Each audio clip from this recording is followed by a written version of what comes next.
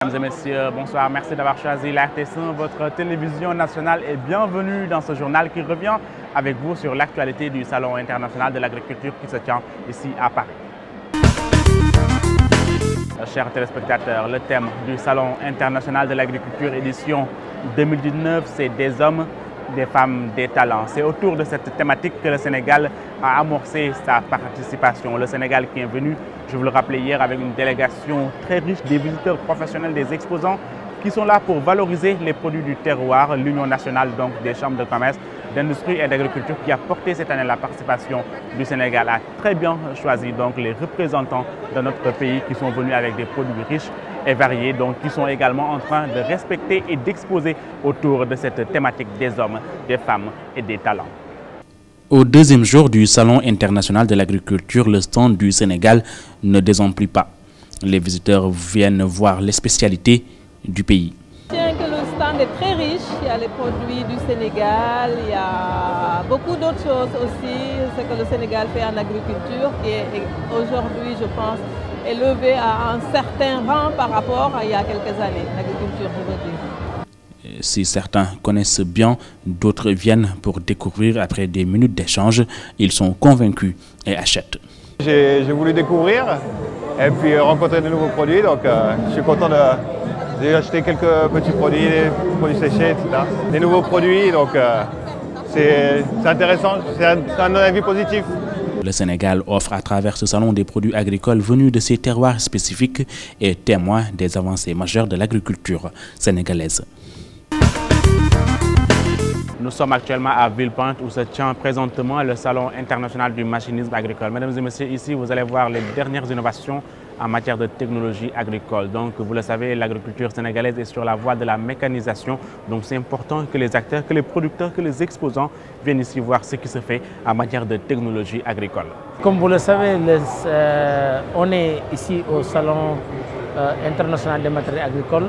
Le ministre de l'Agriculture qui présidait la délégation, et comme vous le savez, avec les élections, il nous a délégué de venir avec les institutions publiques pour montrer que le Sénégal est toujours présent. On est ici pour mieux découvrir les nouvelles technologies de l'agriculture et que le Sénégal est rentré dans une phase de mécanisation de l'agriculture. Donc, comme d'habitude, le Sénégal est toujours présent et donc nous allons tout à l'heure discuter avec les organisateurs pour nouer des partenariats et pourquoi pas à l'avenir avoir l'ambition d'organiser des salons comme ça au niveau du Sénégal et de l'Afrique. C'est vrai qu'avant il y avait beaucoup plus de visiteurs publics. Mais cette année-là, compte tenu du contexte électoral, il y a beaucoup plus de visiteurs professionnels. Mais le ministre de l'Agriculture, RTS et les institutions nous ont accompagnés. Et donc, le plus important, c'est de rencontrer les professionnels et de nouer des relations de partenariat et mieux accompagner l'État parce que la Chambre de commerce est une institution publique. En même temps, il peut être ensemble avec le ministère, il peut aller accompagner les opérateurs économiques. C'est pour ça que M. Sidi, le représentant du port, est là et tout le monde, la Chambre est là et l'ensemble des opérateurs économiques. Le port de Dakar est à côté des acteurs économiques du Sénégal de manière générale. Et en l'occurrence, nous sommes venus accompagner l'Union nationale des chambres de commerce, comme nous le faisons depuis pas mal d'années, pour être à ses côtés dans ce grand rendez-vous du donner et du recevoir agricole, puisque le Sénégal ambitionne d'être une grande nation agricole, donc une nation agricole en devenir. C'est pourquoi la mécanisation est extrêmement importante, d'où la raison de notre présence ici, parce que le port de Dakar, en tant que plateforme logistique,